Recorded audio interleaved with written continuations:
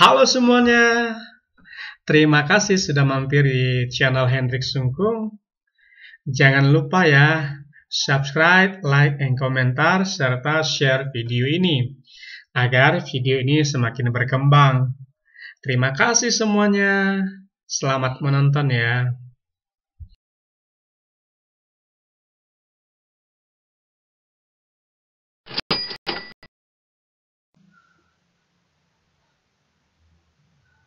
Shalom dan selamat pagi anak-anak. Apa kabar kalian hari ini? Semoga kalian dalam keadaan yang sehat. Puji nama Tuhan. Pada pagi hari ini sebelum kita belajar, mari kita berdoa bersama-sama. Nanti Bapak akan mimpin kita di dalam doa. Tolong ya ambil sikap masing-masing. Berdoa dimulai. Bapa kami yang bertakhta dalam kerajaan surga, puji dan syukur kami naikkan kepadamu pada pagi hari ini. Kami akan percaya Tuhan, kami semua dalam keadaan yang sehat pada pagi harinya Tuhan.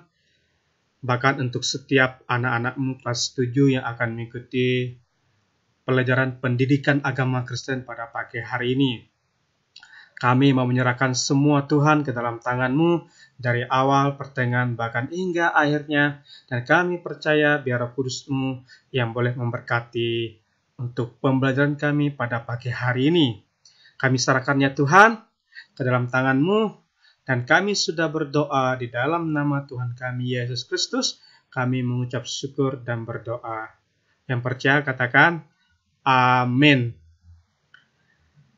Anak-anakku, untuk kita belajar pendidikan agama Kristen, hal-hal yang perlu kalian persiapkan. Yang pertama, buku paket pendidikan agama Kristen dan budi pekerti untuk kelas 7. Yang kedua, Alkitab, karena kita belajar firman Tuhan juga. Yang ketiga, buku tulis dan alat tulis. Tujuannya adalah agar setiap siswa, setiap kalian bisa mencatat poin-poin penting dari pembelajaran kita pada pagi hari ini. Jangan lupa ya tersenyum dan bersukacita karena Tuhan Yesus baik di dalam kehidupan kalian.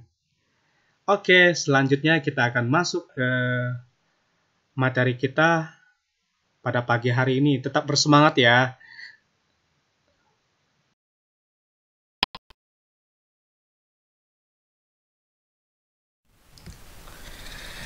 Puji nama Tuhan untuk kelas 7, untuk kesempatan pada pagi hari ini kita akan masuk di bab yang ke-11.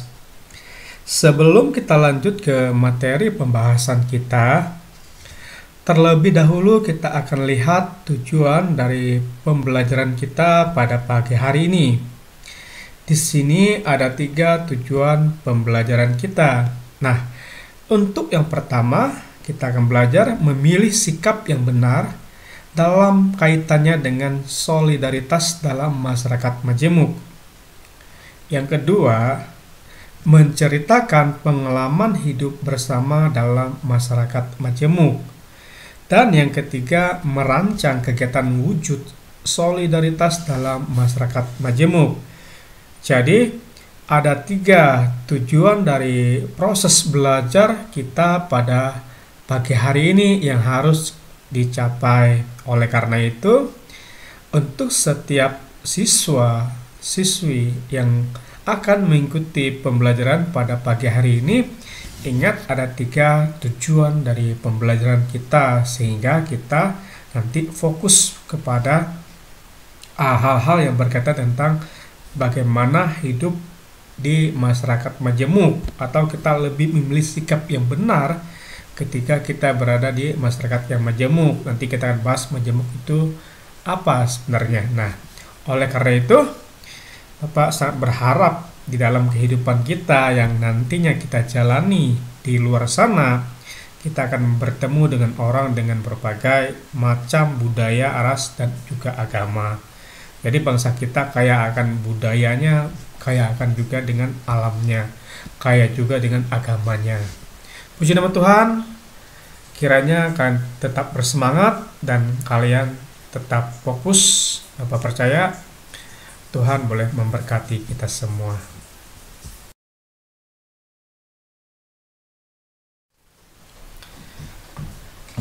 Baiklah anak-anak, silakan lihat di buku paket kalian, buka di bab yang ke-11. Nah, judul kita pada pagi hari ini membangun solidaritas di tengah masyarakat majemuk. Kita akan buka bahan Alkitab. Kita buka dulu dalam Mazmur pasal yang 133. Ya, silakan buka Alkitab kalian dalam Mazmur pasal yang 133. Nah, kalau kalian sudah menemukan di Alkitab, nah di situ judulnya persaudaraan yang rukun. Demikianlah firman Tuhan. Sungguh alangkah baiknya dan indahnya apabila saudara-saudara diam bersama dengan rukun. Seperti minyak yang baik di atas kepala meleleh ke janggut, yang meleleh ke janggut Harun dan ke leher jubahnya. Seperti embun gunung Hermon yang turun ke atas gunung-gunung Sion. Sebab kesanalah Tuhan memerintahkan berkat kehidupan untuk selama-lamanya. Puji nama Tuhan, bahkan ini ada lagunya juga ya. Oleh karena itu, kitab Mazmur pasal yang 133 berbicara tentang persaudaraan yang rukun. Ya, bahwa alangkah indahnya jika kita semua orang dari berbagai latar belakang yang berbeda dapat hidup bersama-sama dan rukun. Jadi, kitab Mazmur pasal yang 133, alangkah indahnya ya. Kalau kita dari berbagai latar belakang yang berbeda boleh dapat hidup rukun bersama-sama ya. Ini harapan dari pemazmur. Selanjutnya kita lihat bahwa pemazmur melihat bahwa kehidupan yang rukun akan membawa kebahagiaan dan ketentraman. Sebaliknya, kehidupan yang kacau dan penuh pertikaian membawa penderitaan. Sangat setuju ya. Jadi pemazmur boleh melihat bahwa kalau kita hidup di dalam kerukunan satu dengan lain, ya, hal itu dapat membawa kebahagiaan. Selain kebahagiaan, ternyata ada ketentraman. Nah, kalau kebahagiaan itu menyangkut pribadi seseorang, kalau tentram itu biasanya menyangkut kebersamaan. Maksudnya, misalnya kalau terjadi pertikaian, berarti daerah itu tidak tentram, daerah itu masih dalam keadaan yang berbahaya. Berarti menyangkut kebersamaan. Nah, kalau pemazmur melihat bahwa itu kita hidup rukun sebagai landasan di dalam kehidupan kita sebagai orang percaya, artinya kita juga wajib melakukan. Nah, apa yang tertulis dalam kitab Mazmur memang indah, ya. Bapak juga sangat setuju bahwa itu indah. Namun dalam kenyataannya, semua tidak dapat tercipta dengan sendirinya. Apalagi di negara kita, isu-isu mengenai perbedaan suku dan agama sering dijadikan alasan timbulnya konflik dan kekerasan. Ini Bapak juga setuju ya. Memang yang namanya rukun itu tidak terciptanya dengan sendirinya, tiba-tiba rukun, tidak. Tapi ada hal-hal yang kita bisa lakukan untuk membangun terciptanya masyarakat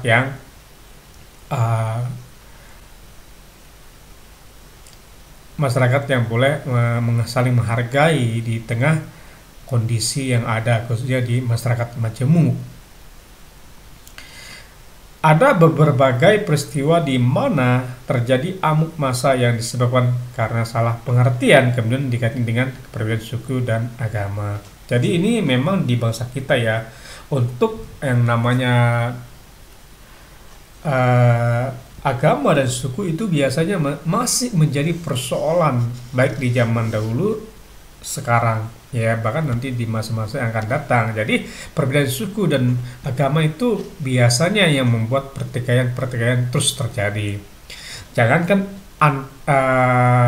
dengan suku ya, antar golongan kadang-kadang juga terjadi pertikaian karena berbagai kepentingan tertentu. Oleh karena itu pemazmur katakan bahwa hidup rukun adalah satu pondasi yang kita harus bangun bersama-sama sehingga terciptalah hidup yang tentram Nah, akar dari semua peristiwa itu karena masyarakat tertentu tidak terlatih untuk membangun solidaritas di tengah perbedaan yang ada. Jadi, akar dari semua itu sebenarnya kita sendirinya tidak dilatih dengan tepat sehingga kita sulit membangun yang namanya solidaritas di tengah-tengah berbagai perbedaan yang ada. Atau karena sebagian orang sudah terlanjur memiliki prasangka buruk terhadap orang lain yang berbeda agama dan suku, apalagi berbeda kelas sosial antara yang kaya dengan yang miskin. Nah, selain masalah tentang kurangnya terlatih membangun solidaritas, ternyata masalah yang kedua adalah karena perbedaan dalam pemahaman, ya, prasangka buruk. Jadi prasangka buruk itu kita baik pun orang kita berpikir buruknya, orang baik kepada kita mikir buruknya, jangan-jangan seperti ini, ya. Jadi prasangka buruk bisa menimbulkan yang namanya kesalahpahaman di dalam masyarakat. Nah, selain itu ternyata ada masalah kelas sosial. Dan yang namanya kelas sosial itu ada kasta-kastanya, ya, kaya dan miskin. Bapak berharap di dalam pergaulan kalian tidak boleh membedakan kelas kasta sosial kita sama di hadapan Tuhan, ya. Ada juga yang berpikir mengapa harus saya yang mulai memikirkan mengenai solidaritas dan kebersamaan. Nah, mengapa bukan pihak lain dulu baru saya menanggapinya? Atau selama ini saya membangun pemikiran dan sikap positif terhadap mereka yang berbeda dengan saya, tetapi mereka tidak pernah berubah. Tetap bersikap, ya, tidak baik terhadap saya. Jadi mengapa saya harus bersikap baik? Toh tidak ada gunanya. Nah, pemikiran-pemikiran seperti ini keliru dan salah, ya anak-anak. Ketika kita belajar tentang nilai-nilai Kristiani, kita akan mengerti bahwa tiap orang Kristen terpanggil untuk mewujudkan nilai-nilai kebaikan, kebenaran, dan keadilan dalam hidupnya sebagai mana tercantum dalam buah roh, ya, Galatia 5 ayat 2. Ada kasih, sukacita, damai sejahtera, ya, kesabaran, kemurahan, kebaikan, kesetiaan, dan kelemah lembutan dan penguasaan diri. Jadi ada 9 buah roh yang kita perlu cerminkan di dalam kehidupan kita. Jadi jangan sampai kita berpikir, oh, tunggu orang lain dulu, ya, baru kita baru memiliki inisiatif untuk membangun solidaritas yang benar kepada semua orang agar terciptalah yang namanya masyarakat yang rukun, adil, dan sejahtera. Jangan menunggu orang lain. Kita belajar untuk melakukan yang terbaik sesuai dengan firman Tuhan, kebenaran firman Tuhan yang harus kita terapkan di dalam hidup kita.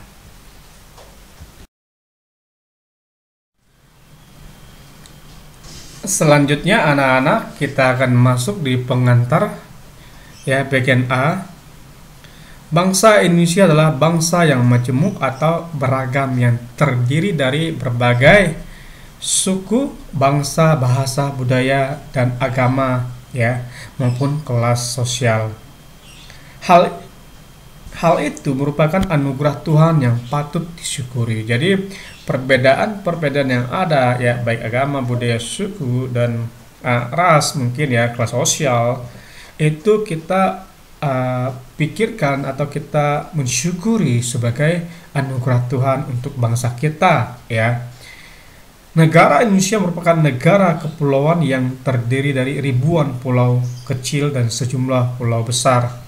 Nah, letak, jarak, dan jumlah pulau yang banyak mempengaruhi kebudayaan masyarakat Indonesia, sehingga wilayah Indonesia memiliki kebudayaan yang beragam. Jadi, dampak negara kita, ya, baik jaraknya, baik letaknya, dan kepulauan-pulau yang banyak. Nah, dari situlah perbedaan-perbedaan baik dalam banyak hal, ya, seperti yang Bapak sebutkan di atas bahwa bahasanya berbeda, budaya hidupnya juga berbeda, agamanya juga berbeda, sukunya berbeda, ya. Kalau suku juga Kalimantan, Jawa, Batak, Madura, ya, Papua, suku Nia, dan banyak suku-suku yang lain, ya. Semua itu karena wilayah atau negara kita terdiri dari kepulauan, baik kepulauan yang besar dan kepulauan-kepulauan yang kecil. Jadi jangan heran ada perbedaan dan sangat banyak perbedaan. Nah, keberagaman ini jika tidak dikelola dengan baik, maka konflik akan mudah terjadi dan dapat memecah persatuan bangsa Indonesia. Jadi, dengan adanya perbedaan-perbedaan, jangan sampai kita salah dalam mengatur bahkan mengelola dengan baik. Kalau tidak, maka terjadi perpecahan, terjadi peperangan antar saudara, antar suku, padahal kita satu bangsa, satu negara.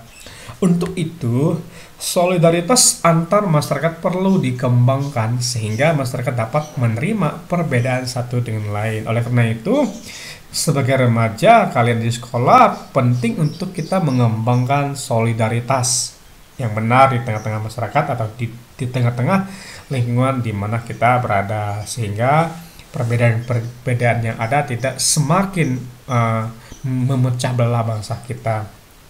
Nah, persentuhan antar budaya dan prasangka sosial akan selalu terjadi karena permasalahan yang senantiasa terkait erat dengan hubungannya antar masyarakat yang satu dengan masyarakat yang lain.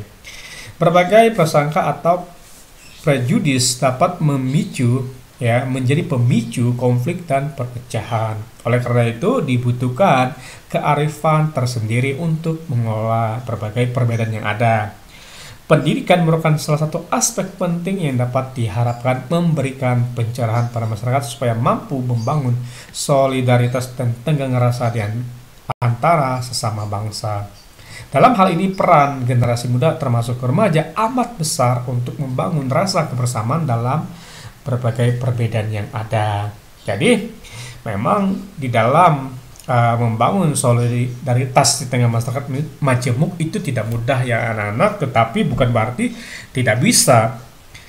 Ya, kalau kita berpikir tidak bisa, maka kita tidak akan pernah melangkah untuk melakukannya.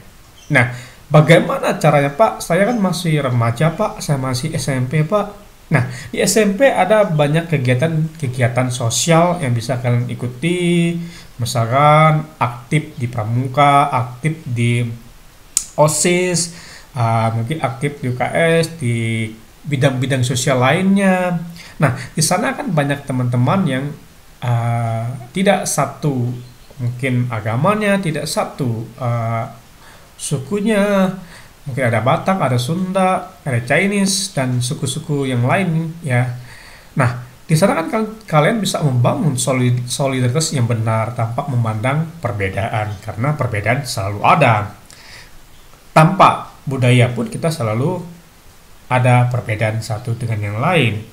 Nah, dengan demikian kalian bisa membangun rencana, misalkan di OSIS kalian terlibat aktif, di Bansos mungkin, di pramuka kalian aktif, memimpin, mengarahkan. Nah, di sanalah kalian sudah menciptakan yang namanya masyarakat yang adil dan makmur atau membangun solidaritas yang benar di tengah perbedaan yang ada. Semoga kalian bisa melakukan ya anak-anak. Ini kesempatan kalian untuk bisa melanjutkan ya atau melakukan semasa kalian masih remaja.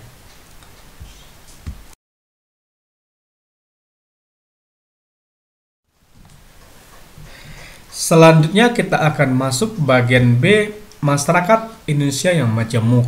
Silakan ya, kalian perhatikan di lingkungan di mana kalian tinggal ya. Dan lingkungan sekolahmu, apakah semua orang berasal dari latar belakang yang sama? Tentu saja tidak, bukan. Ya, kamu akan menemukan teman ataupun orang yang lain yang berbeda tempat asal, suku, agama, bahkan warna kulit. Jadi di sini Bapak minta kepada kalian, ya coba kalian di tempat kalian tinggal lah, di sekeliling kalian lah, bahkan di lingkungan sekolah. Nah, kalian pasti akan menemukan orang yang tidak sama dengan kalian, sudah jelas. Baik warna kulitnya, bentuk rambutnya, ada yang lurus, ada yang ikal, ada yang keriting, ada yang krebo, ada yang bermacam-macam. Apalagi soal suku pasti mereka suku yang tidak sama. Kalau di Sumedang ini kebanyakan suku Sunda, Chinese, dan Batak, dan juga ada suku-suku Nias dan suku-suku yang lain. Nah, oleh karena itu ya, setelah kita melihat perbedaan-perbedaan yang ada, jangan sampai kita berburuk sangka atau berprasangka yang tidak baik. Ada yang berkulit kuning, ada yang sawo matang, ada yang coklat, dan ada yang hitam.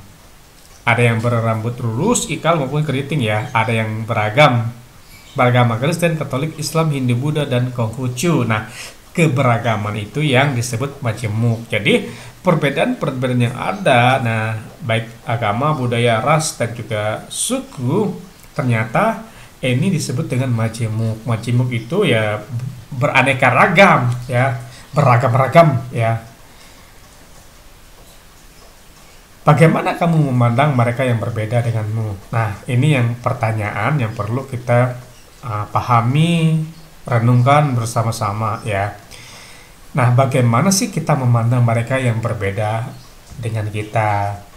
Apakah pandangan kita yang baik atau yang buruk? Nah, seringkali masih ada orang yang memandang orang lain yang berbeda dengannya seperti rasa curiga. Ya, akan tetapi dalam ajaran iman Kristen, kamu diminta untuk bersikap baik dan memandang orang lain secara positif. Jadi, memang tidak semua orang bisa melakukannya, dan tidak semua orang ya bisa memiliki kesanggupan untuk tidak berpikir curiga kepada orang lain. Sebenarnya kalau kita melihat perbedaan-perbedaan yang ada, sebenarnya untuk saling melengkapi, saling membangun, bahkan saling membuat kita bekerja sama. Memang di setiap perjalanan kehidupan orang ya, perasaan curiga atau perasaan prasangka buruk biasanya ada.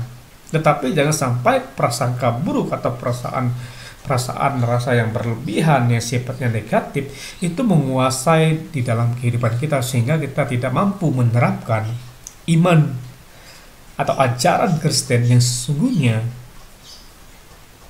bahwa kita harus memandang atau berpikir kepada orang yang positif. Nah, masih ingatkah perintah Yesus untuk mengasihi sesama?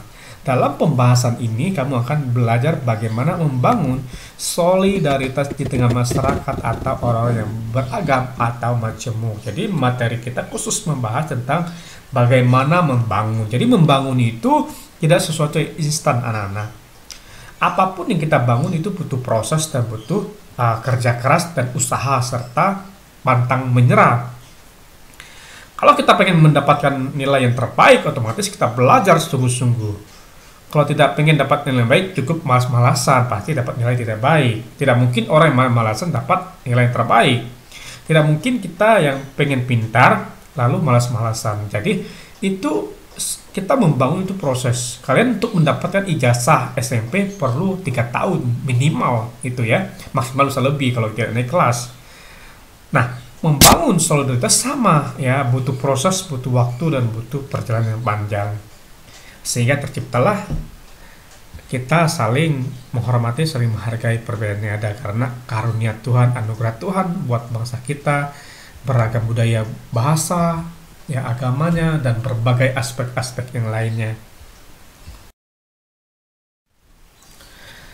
Selanjutnya, anak-anak, silakan lihat di buku paket kalian, ya. Kegiatan 1 mempelajari gambar. Mungkin yang Bapak tampilkan di sini tidak sama yang ada di buku paket ya, karena Bapak mau coba copy susah ya. Bapak ambil kira-kira hampir mirip lah ya. Nah, di sini ya, ini tempat bangunan ya. Tempat bangunan untuk beribadah atau tempat ibadah agama-agama yang ada di Indonesia ya. Ini tempat ibadah 6 agama di Indonesia. Nah, kalau di Bapak ini ada gambar ya.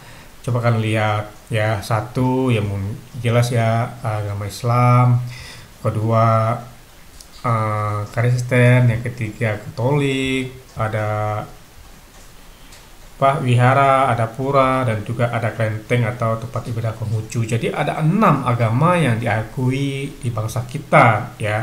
bangsa Indonesia.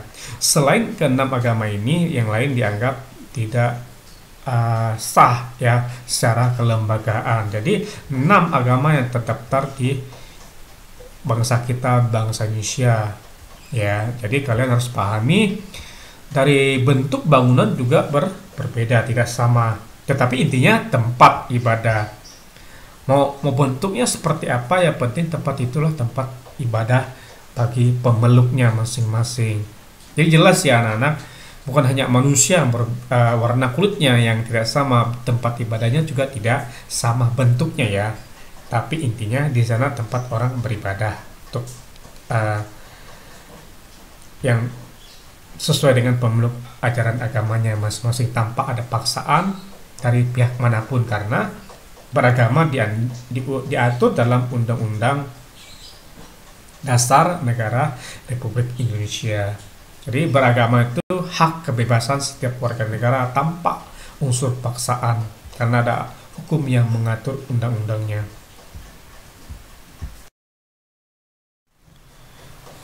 Yang berikut ini gambar rumah adat ya yang ada di bangsa kita. Nah, silakan kalian lihat ya.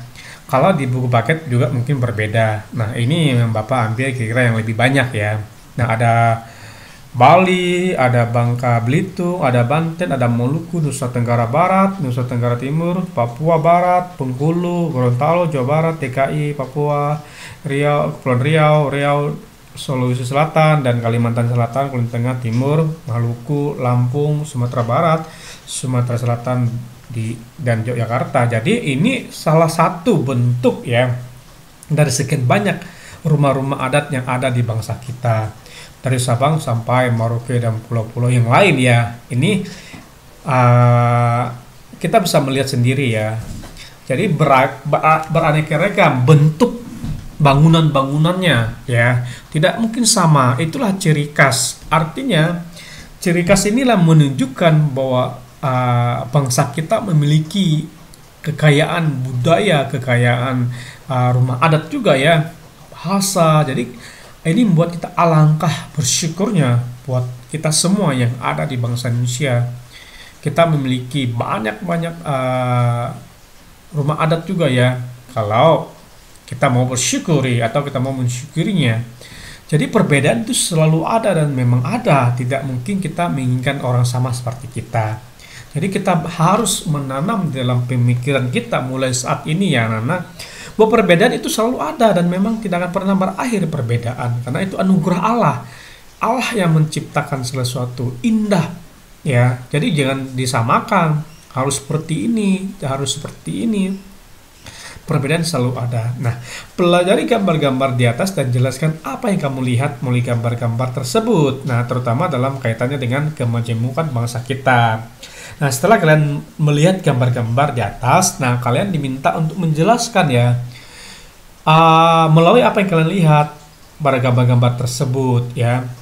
Nah, penjelasannya berkaitan dengan kemajemukan bangsa kita. Kamu boleh mengembangkan imajinasimu dalam mendalami gambar-gambar tersebut, boleh juga mengaitkan dengan pengalamanmu. Jadi berdasarkan pengamatan yang kalian lihat, kalian bisa mengembangkan seluas-luasnya pemahaman kalian tentang kemajemukan ini. Bisa saja dengan pengalaman kalian. Gambar-gambar tersebut kamu lebih memahami keadaan nyata bangsa kita yang amat beragam dan tersebar di seluruh tanah air. Gambar-gambar itu juga menyadarkan bahwa kamu adalah anak Kristen Indonesia yang hidup berdampingan dengan saudara-saudara sebangsa dan berbagai latar belakang yang berbeda. Tetapi kita diikat oleh cita-cita bersama untuk menjadi anak Indonesia yang turut serta berjuang dalam membangun solidaritas serta berkarya untuk mewujudkan rasa cinta kepada bangsa dan negara kita. Nah, berdasarkan pengamatan kamu di gambar-gambar di atas, sebenarnya itu membuat kita sadar bahwa kita ini hidup dengan atau berdampingan dengan orang yang berbeda-beda budaya, bahasa, dan segala macam. Nah, hal itu bukan membuat kita semakin tidak membangun soliditas yang benar atau membangun soliditas dengan masyarakat majemuk, tetapi justru membuat kita semakin yakin bahwa perbedaan-perbedaan yang ada, ya, semuanya itu membuat kita tuh terikat dalam satu cita-cita, yaitu membangun bangsa negara kita, membangun bangsa yang lebih baik, lebih makmur, akhlaknya lebih mantap. Jadi jangan kalian berpikir perbedaan itu membuat kalian takut, membuat kalian minder, ya, membuat kalian tidak memiliki cinta dan rasa kepedulian terhadap bangsa, terhadap budaya yang ada. Jadi Bapak berharap melalui pembelajaran ini kita memiliki rasa cinta yang sama, ya, yaitu membangun bangsa Indonesia yang lebih baik, lebih makmur ke depannya. Karena permasalahan yang ada begitu cukup banyak.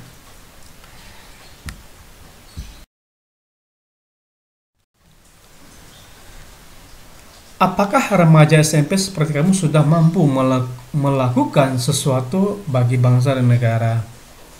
Tentu kamu dapat mewujudkan peranmu sesuai dengan usia dan kemampuanmu.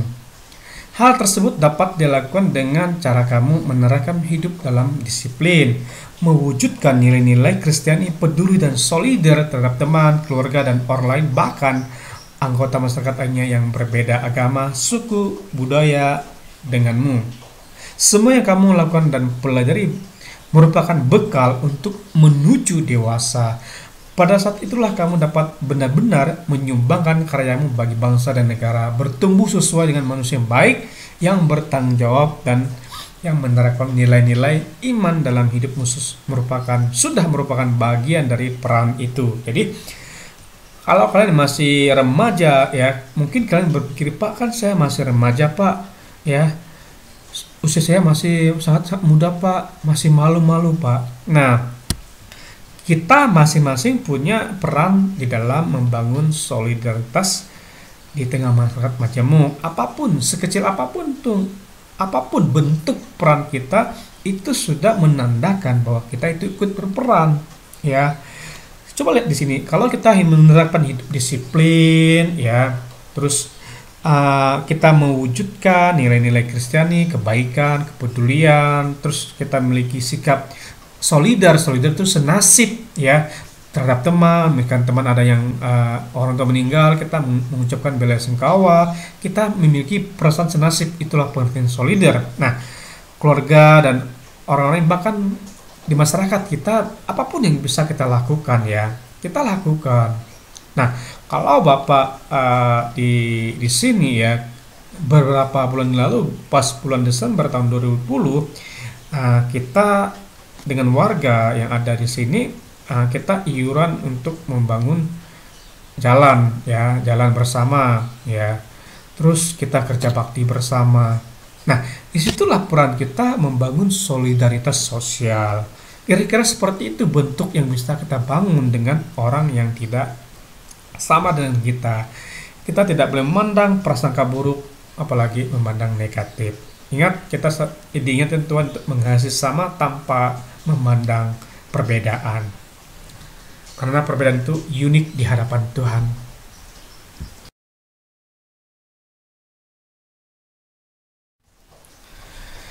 Selanjutnya, anak-anak, kegiatan 2, memilih yang benar. Di bawah ini ada beberapa sikap yang berkaitan dengan solidaritas dalam masyarakat majemuk. Tentukan pilihanmu, apakah sikap ini salah atau benar. Lingkari sikap yang menurut kamu benar atau salah. Jadi, di bawah ini ada 2 pilihan, ya anak-anak. Jawabannya, kalau benar, pernyataan itu benar, kalian tulis lingkari benar. Kalau pernyataan itu salah, kalian lingkari salah. Nah, nomor 1, ketika terjadi banjir di lingkungan tempat tinggalmu, kebetulan rumahmu tidak terkena banjir, keluargamu memutuskan untuk menolong korban banjir, akan tetapi yang akan ditolong hanya orang beragama Kristen dan sama sukunya dengan keluargamu. Apakah sikap ini benar jika dikaitkan dengan solidaritas dalam masyarakat majemuk? Kalau benar, lingkari benar, kalau salah, lingkari salah. Nomor 2, pada waktu ulangan kebetulan teman sekelas tidak membawa alat tulis dan kamu tahu kesulitannya, tetapi kamu berpura tidak mengetahuinya. Dalam hati kamu berpikir itu bukan urusanmu karena seharusnya semua membawa alat tulis masing-masing. Kamu tidak mau menolongnya karena dia berbeda suku denganmu. Nah, jawabannya benar atau salah. Nomor 3, ketika pulang sekolah di tengah sekolah dengan teman-teman di jalan ada seorang kakek minta tolong pada kalian untuk mengantar ke masjid terdekat. Teman-temanmu tidak mau menolong karena kakek itu bukan orang Kristen. Akhirnya kamu sendiri yang mengantar kakek itu karena semua tuanmu meninggalkanmu. Benar atau salah? Jadi pernyataan ini kalian tinggal pilih benar atau salah.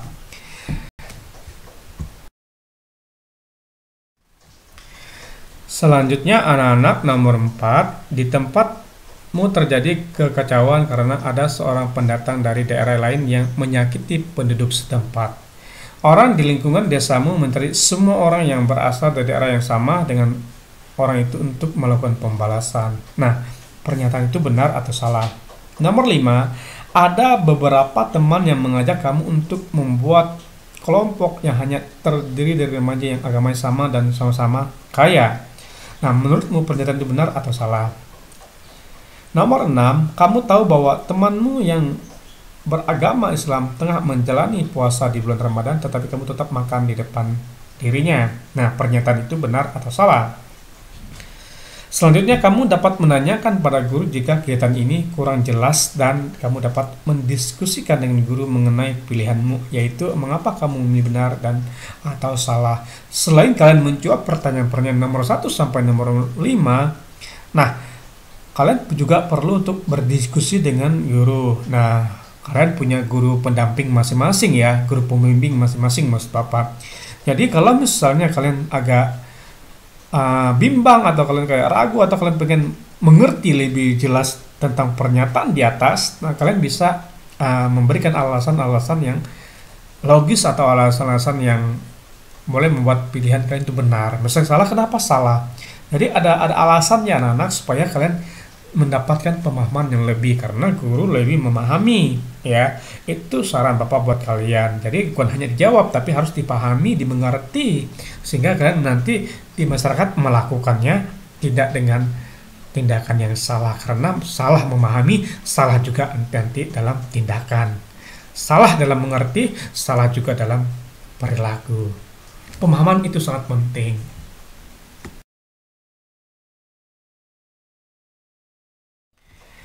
Selanjutnya anak-anak ini ada kegiatan 3 ya. Untuk kelas 7 memang banyak kegiatan ya, banyak bentuk tugas buat kalian.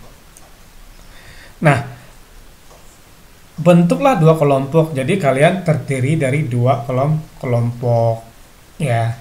Nah, untuk kelompok yang pertama kalian membaca isi kitab Mazmur pasal yang 133, lalu jelaskan pemahamanmu. Ya, ini ada dari sungguh alangkah baik indahnya ya. Sudah ada firman Tuhannya juga. Jadi setelah kalian membaca isi kitab Mazmur 133, lalu kalian jelaskan isinya berdasarkan pemahaman kalian ya. Nomor 2, kelompok yang kedua membaca kitab Matius 22 ayat 37 sampai 39, lalu jelaskan pemahamanmu sama dengan kelompok 1, cuman beda orang yang mengerjakannya. Nanti pembagian tugasnya terserah dengan guru kalian, apakah sesuai dengan abjad nama atau berdasarkan ditunjuk ya. Intinya di sini kalian diminta setelah kalian membaca baik kitab Mazmur dan juga kitab Matius, baik kelompok 1 maupun kelompok 2, kalian berusaha untuk menjelaskan isi daripada ayat firman Tuhan tersebut berdasarkan pemahamanmu, pengalamanmu, apa yang kamu rasakan, kamu lihat, itu kalian ungkapkan. Bapak harap kalian bisa memahami ya anak-anak. Kalau nanti kalau kurang paham bisa bertanya, bisa di komentar di bawah ini. Bapak sangat percaya guru kalian juga bisa menjelaskan lebih detailnya ke kalian.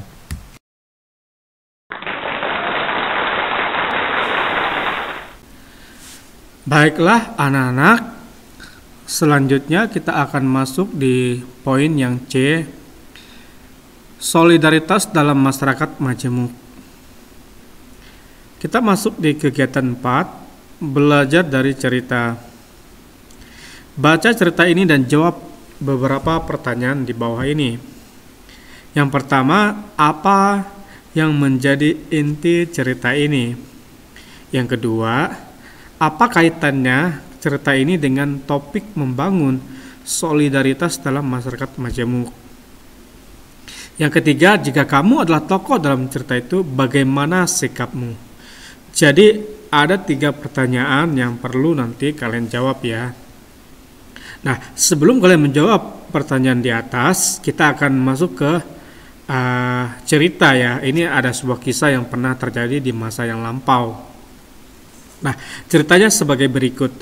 Ada kisah nyata tentang biarawati di Filipina yang disandera oleh tentara MILF yang beraliran Islam. Kesehariannya, suster ini memimpin retreat.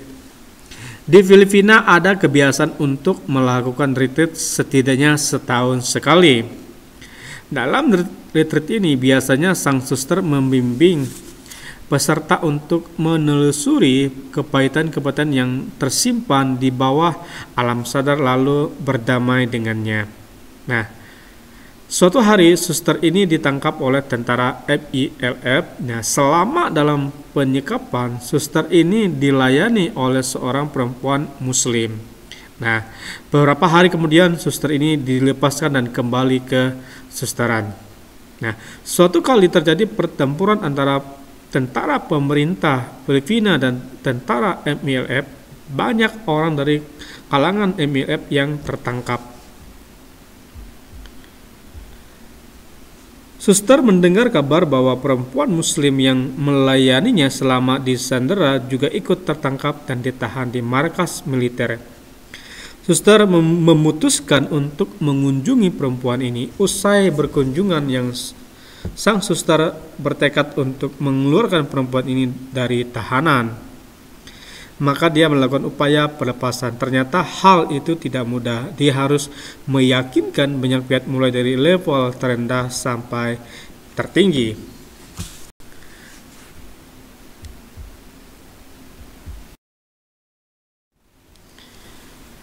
Selanjutnya, akhirnya kerja kerasnya membuahkan hasil. Militer mengizinkan perempuan ini dikeluarkan dari tahanan, tetapi dengan syarat sang suster harus menjadi pengawasnya dan menjamin tidak akan kabur. Tiap minggu suster harus mengantar perempuan ini untuk melapor ke markas militer.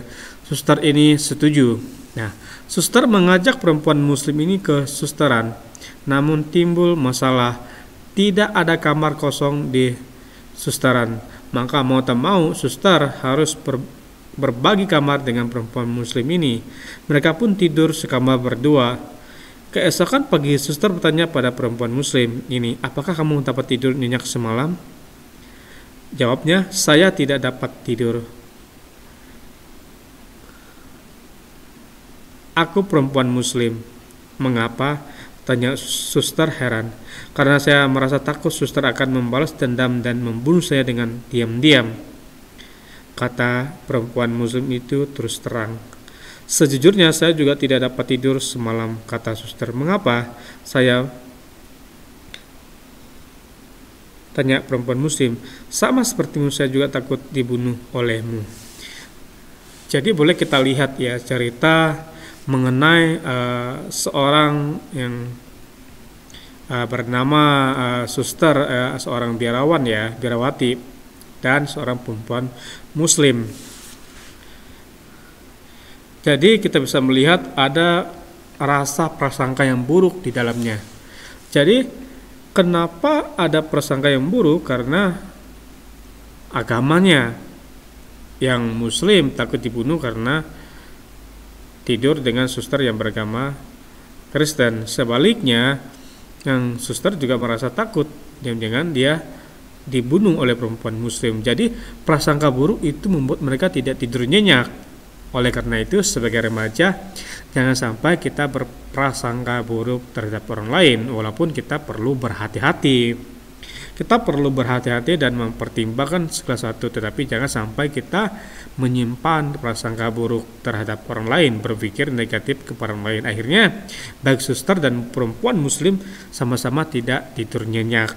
Jadi mereka bukan salah satunya ya tidur nyenyak, tapi keduanya sama-sama tidak tidur nyenyak karena takut dibunuh Jadi prasangka buruk itu berpikir sesuatu yang sifatnya belum terjadi dan memang konotasinya selalu bernada negatif. Jadi jangan sampai kita berprasangka buruk terhadap orang lain karena akan mempengaruhi tindakan dan perilaku kita.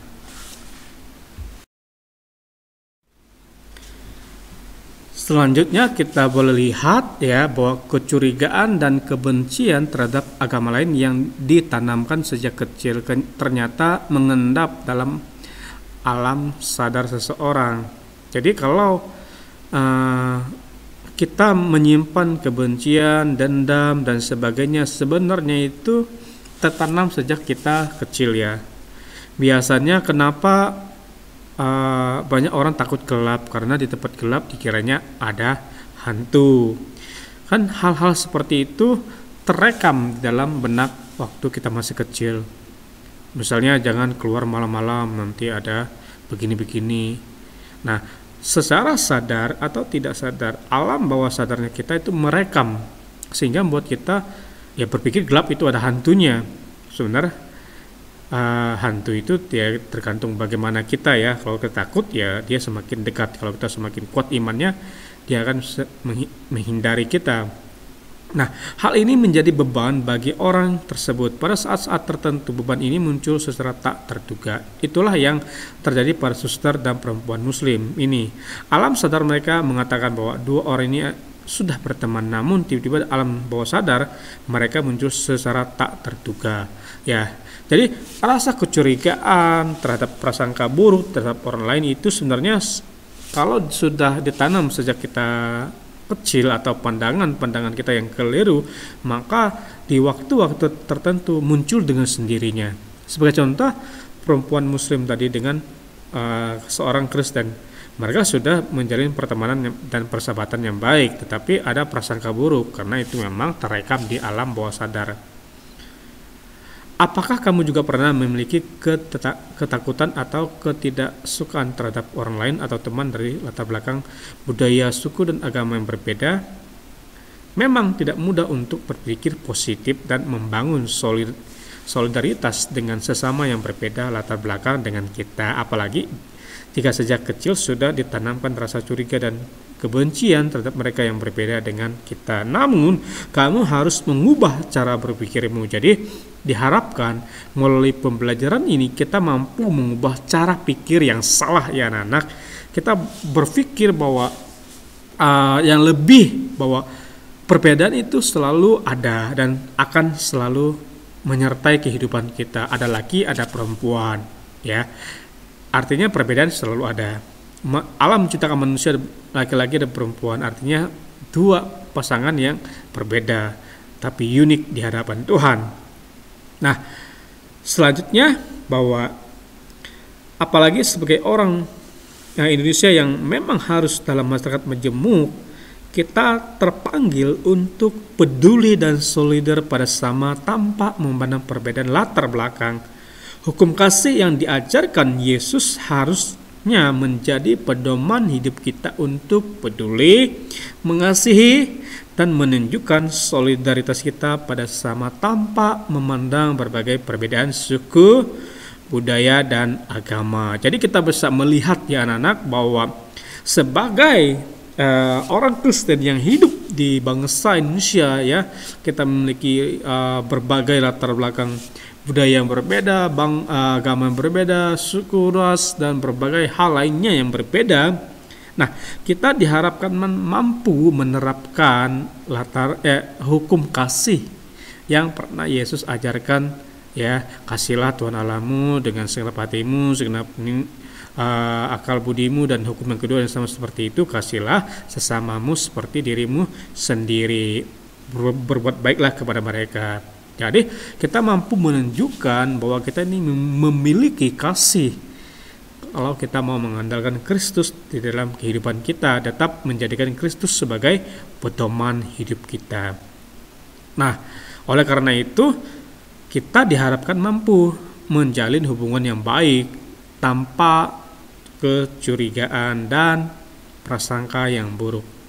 Kiranya Tuhan selalu memberikan hikmat kepada kita untuk kita bisa terus membangun hubungan atau solidaritas yang benar di tengah-tengah masyarakat yang gemuk, khususnya tempat di mana kita tinggal, sehingga terciptalah kebahagiaan, ketentraman, keadilan, dan kemakmuran bersama-sama.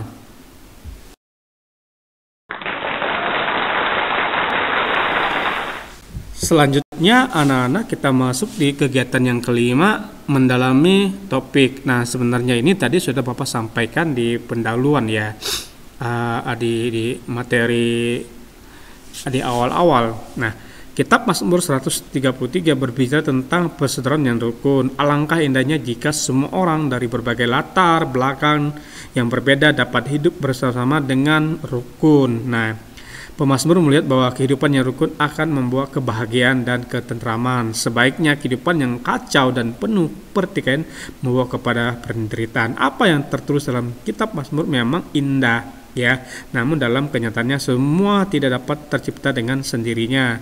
Apalagi di negara kita, isu-isu mengenai perbedaan suku, agama sering dijadikan alasan timbulnya konflik dan kekerasan. Ada berbagai peristiwa di mana terjadi amuk massa yang disebabkan karena salah pengertian, kemudian dikaitkan dengan perbedaan suku dan agama. Akar dari semua peristiwa itu karena masyarakat tidak terlatih untuk membangun solidaritas di tengah perbedaan yang ada, ataupun berbeda agama dan suku, apalagi perbedaan kelas sosial antara kaya dan dengan yang miskin. Ada juga yang berpikir, mengapa harus saya yang mulai memikirkan mengenai solidaritas dan kebersamaan? Mengapa bukan pihak lain dulu baru saya menanggapinya? Atau selama ini saya membangun pemikiran dan sikap positif terhadap mereka yang berbeda dengan saya, tapi mereka tidak pernah berubah, tetap bersikap tidak baik terhadap saya. Jadi mengapa harus saya bersikap baik?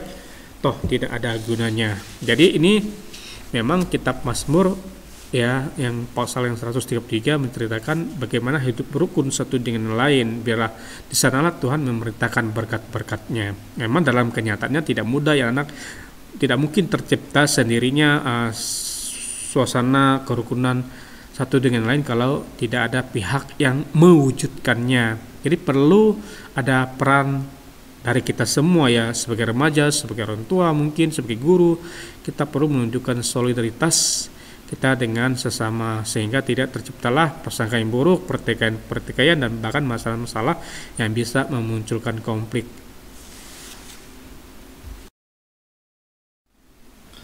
Pemikiran ini keliru. Ketika kamu belajar tentang nilai-nilai Kristiani, kamu akan mengerti bahwa tiap orang Kristen terpanggil untuk mewujudkan nilai kebaikan, kebenaran, dan keadilan dalam hidupnya, sebagaimana tercantum dalam buah roh, Galatia pasal 5 ayat 2. Di sana ada kasih, sukacita, kesabaran, kemurahan, kebaikan, kesetiaan, kelemah lembutan, dan penguasaan diri.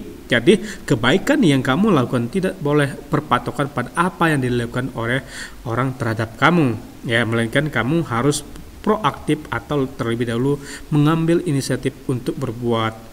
Semua harus datang dari dalam hatimu dan merupakan keputusan hati nuranimu. Sebagai remaja, justru inilah saatnya yang paling penting untuk belajar dan menumbuhkan sikap dan tindakan solidaritas sebagai kebiasaan yang kamu lakukan dalam hidupmu. Semua yang kamu lakukan merupakan wujud jawaban dan tanggung jawab sebagai remaja Kristen yang telah dikasihi dan diselamatkan oleh Allah di dalam Yesus Kristus. Kamu dan semua orang beriman diminta untuk mengasihi sama manusia tanpa kecuali. Jadi kita lihat ya bahwa kita harus proaktif. Yang namanya proaktif bukan berarti kita menjadi orang yang pesimis ya. Kita harus proaktif. Proaktif itu bukan kita menunggu orang lain untuk melakukan, tetapi kita sendiri yang duluan melakukan. Nah, itu namanya proaktif. Kalau tidak proaktif ya kita menunggu orang lain buat baik kepada saya buat baik kepada orang lain. Terus sebaliknya orang lain buat salah kepada saya, jahat kepada saya balas buat jahat. Itu salah. Proaktif kita itu melakukan ya. Selebihnya kita percaya bahwa semua karena kita telah diselamatkan oleh Tuhan. Oleh karena itu sebagai orang beriman kita yang telah diselamatkan dan mengerti ya perintah dan ajaran Kristus di dalam kehidupan kita, kita ini melakukan sebagai tanggung jawab kita di hadapan Tuhan. Tanggung jawab kita untuk mulai membangun solidaritas di tengah-tengah masyarakat majemuk. Dan kita terus melakukan karena kita tahu ini memang harus kita lakukan di dalam kehidupan kita. Kita mengasihi, peduli kepada orang lain. Mulai saat ini sebagai remaja, saatnya bagi kalian untuk menumbuhkan rasa kepedulian, rasa solidaritas di dalam kehidupan kalian, ya. Ketika kalian menumbuhkan solidaritas, kepedulian, mengasihi sesama, ya, yang adalah ciptaannya Tuhan, Bapak percaya anugerah Allah semakin melimpah-limpah di dalam kehidupan kalian, dan kalian semakin dikasih Allah dan juga dikasihi oleh manusia. Jadi kita boleh melakukan karena kita tahu Tuhan baik. Oleh karena itu kita melakukan karena kita juga mengerti inilah tanggung jawab sebagai remaja. Kita belajar sama membangun hubungan baik dengan semua orang, dengan orang tua, dengan kerabat-kerabat terdekat, dengan rekan-rekan mungkin, dengan teman, sahabat kalian. Bapak berharap kalian mampu membangun solidaritas, ya, di sekolah kalian, sekolah di mana kalian sekolah, di sekolah negeri, di sekolah Kristen atau di sekolah-sekolah swasta yang lainnya. Tidak ada alasan, Pak, saya cuma sendiri Kristennya. Tidak ada alasan. Pak, saya cuma seorang diri, Pak, di sekolah itu, di kelas itu cuma saya orang Kristen, Pak. Saya malu, Pak. Saya merasa begini, Pak. Tidak ada alasan buat kalian berpikir demikian. Tidak ada alasan buat kalian, oh, saya ini beda, Pak. Saya ini tidak bisa begini, Pak. Tidak bisa. Tidak ada alasan. Kita sama-sama belajar. Bapak belajar juga di dalam perjalanan kehidupan Bapak, membangun hubungan solidaritas dengan masyarakat di tempat tinggal, membangun hubungan baik dengan orang-orang, dengan teman-teman guru yang beragama Muslim. Itu harus menjadi tanggung jawab di dalam kehidupan kita, karena kita percaya kita sudah menerima anugerah dari Tuhan. Nah, kesempatan kita menggunakan anugerah tersebut untuk melakukan kebaikan demi kebaikan, supaya orang bisa melihat ada Kristus di dalam kehidupan kita, ada Allah di dalam kehidupan kita, ada kasih Allah di dalam hidup kita, sehingga Bapa di surga boleh dipermuliakan melalui hidup kita. Bapak percaya itu semua karena anugerah dan kasih Tuhan kepada kita.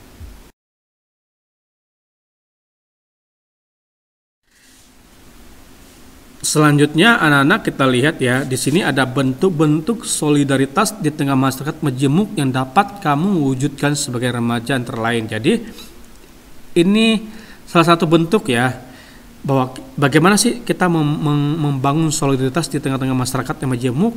Nah, di bawah ini kalian sebagai remaja kalian bisa terapkan, ya, di dalam kehidupan kalian. Nah, yang pertama, menghargai teman dan orang lain meskipun mereka berbeda denganmu. Itu bernama sikap menghargai. Jadi sikap menghargai ini benar-benar ada di dalam kehidupan kalian. Kalian menghargai orang tua, menghargai saudara kalian, kakak adik, ya, menghargai nenek mungkin, guru kalian. Nah, kalian mampu menghargai teman yang berbeda dengan kalian. Sikap pertama adalah menghargai. Yang kedua, menghargai penganut agama lain dan semua aturan agamanya termasuk ibadahnya. Ya, nah, selain kita menghormati mereka yang berbeda dengan agama kita juga menghargai, ya, mereka yang di dalam pelaksanaan ibadahnya, ya. Jadi mereka punya aturan mungkin di dalam ibadah mereka, ya, kita menghormati. Nah, berteman dengan seseorang tanpa memandang perbedaan yang ada. Yang kedua itu berteman, ya, tanpa memandang perbedaan. Yang keempat, dapat bekerjasama dan menolong teman dan sesama tanpa memandang perbedaan agama, suku, ras, dan status sosial kaya ataupun miskin.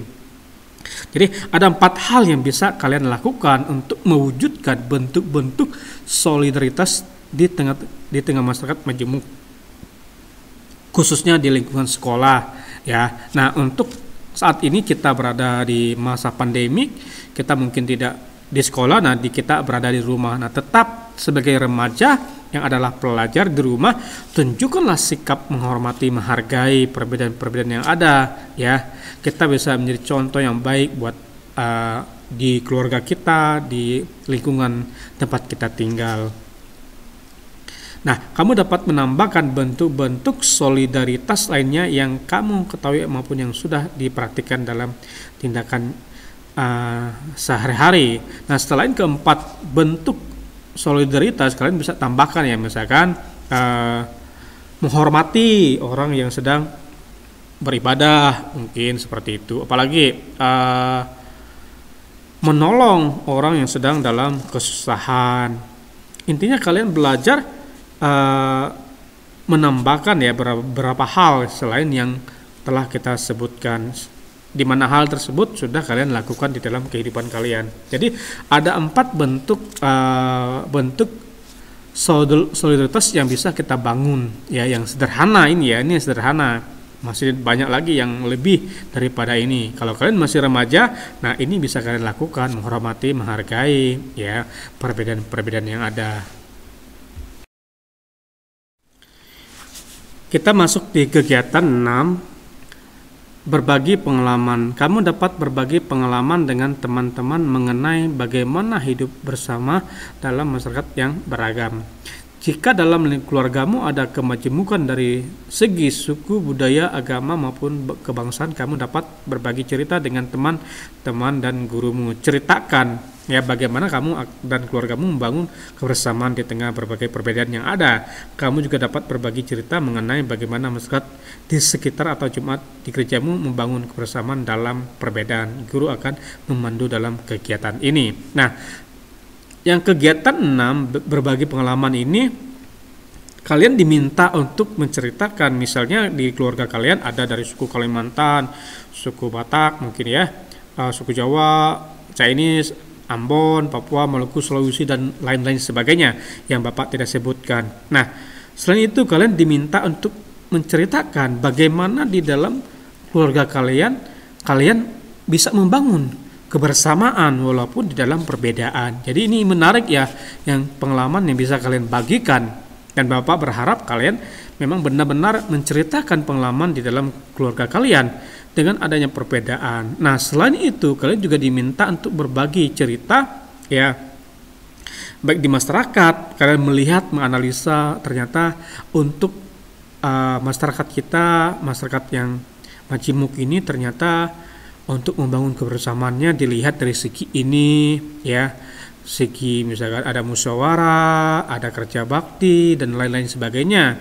Nah, demikian dengan di gereja. Nah, di gereja untuk membangun solidaritasnya seperti ini loh Pak, seperti ini loh. Nah, jadi kalian tuh minta untuk menceritakan ya, berbagi pengalaman bagaimana sih di dalam keluarga, dalam masyarakat, dalam gereja mereka membangun solidaritas di dalam perbedaan yang ada, atau membangun kebersamaan di dalam kemajemukan. Jangan sampai kemajemukan membuat kita terpisah ya anak-anak. Intinya Bapak tahu, Bapak sebagai contoh, Bapak orang Kalimantan, nah nikah dengan orang Sunda atau orang suku Sunda atau orang Sumedang ya. Nah, otomatis Bapak budaya berbeda. Nah, Bapak tidak mau menjadikan budaya Bapak itu sebagai penghalang untuk membangun hubungan dengan keluarga yang ada di Sumedang. Jadi Bapak membangun solidaritas yang benar sesuai dengan prinsip-prinsip firman Tuhan, sehingga tidak ada lagi pemisah karena suku. Paham ya? Nanti kalau misalnya kalian kurang paham untuk kegiatan 6, silakan tanya ke Bapak maupun di komentar di bawah. Nah, kegiatan yang ketujuh ya, kalian diminta untuk merancang proyek solidaritas. Kamu dan teman-teman sekelasmu dapat merancang kegiatan untuk menunjukkan solidaritas dalam masyarakat majemuk sesuaikan jenis kegiatan dengan situasi dan kondisi di sekolah dan daerahmu. Misalnya seperti contoh berikut ini. Jadi gini, untuk kegiatan 7 kalian diminta untuk merancangkan proyek solidaritas ya. Kalian bisa 2 atau 3 orang, bahkan lebih daripada itu juga bagus ya, buat kelompok. Intinya bisa 4, 5, 6 orang dalam satu kelompok. Nah, kalian diminta untuk menunjukkan ya bagaimana sih solidaritas di dalam masyarakat majemuk itu bisa tercipta dengan baik. Nah, intinya kalian sesuaikan jenisnya juga dengan kondisi sekolah kalian, jangan dipaksain. Misalkan SMP 1, SMP 2, SMP 3, 4, kalian juga lihat kondisi sekolah kalian, bagaimana sih solidaritasnya satu dengan lain, antara guru dan siswa, siswa dengan guru, guru dengan pengerja, dengan TU, dengan staf sekolah, dengan semuanya lah ya.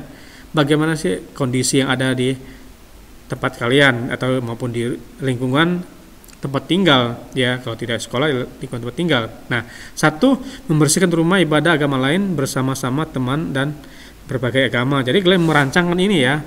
Ayo teman-teman, kita tujuannya tuh membersihkan rumah ibadah misalkan di lingkungannya muslim di Masjid Agung Sumedang atau di gereja GKP Sumedang atau di GBI Sumedang atau di GBI Sumedang. Intinya kalian merancangkan untuk kebersihan ya.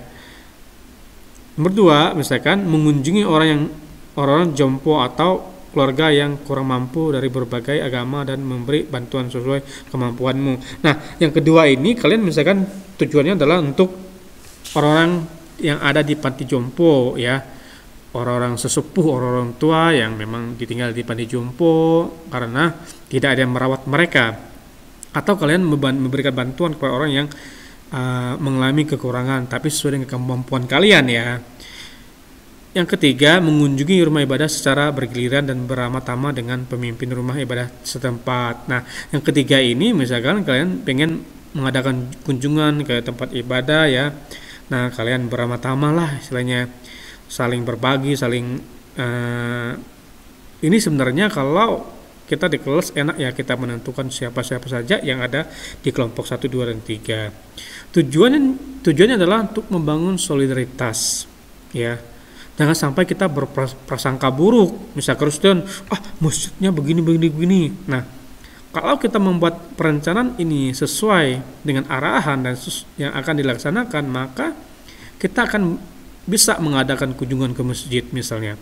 Kita akan bertanya, kita beramah-tamah ya, intinya tidak bertanya yang aneh-aneh juga ya. Kita dengar juga pendapat mereka tentang kita. Jadi kita jangan sampai kita menilai orang lain yang negatif sementara kita tidak tahu mereka menilai kita seperti apa. Jadi harapan Bapak ada 3 kegiatan ini yang Bapak harapkan bisa kita lakukan setelah pandemi ini COVID-19 berlalu ya.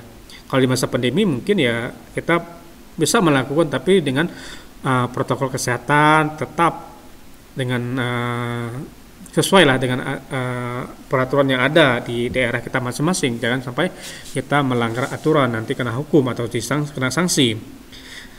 Paham ya anak-anak? Kalau misalnya kegiatan 6 dan 7 kalian kurang paham, juga bisa bertanya ke Bapak dan juga guru-guru kalian bisa mendampingi kalian.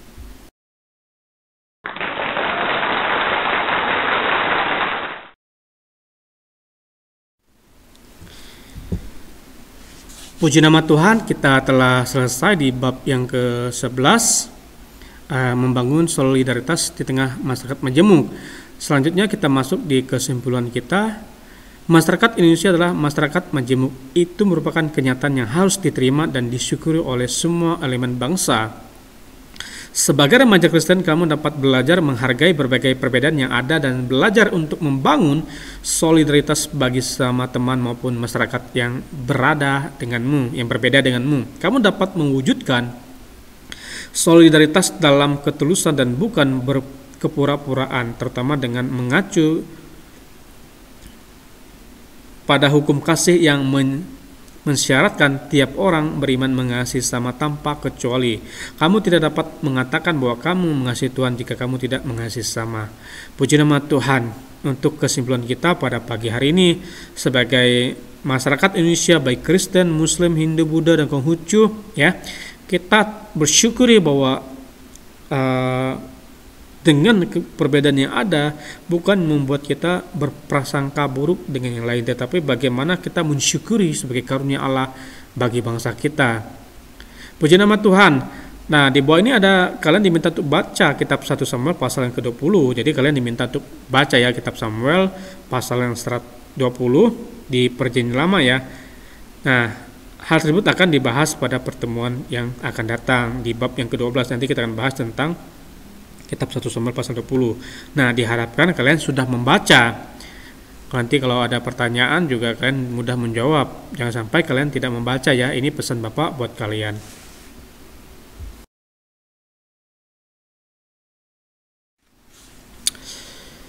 Puji nama Tuhan, kita akan mengakhiri perjumpaan kita untuk proses belajar kita pada pagi hari ini. Nah, sebagai doa penutup,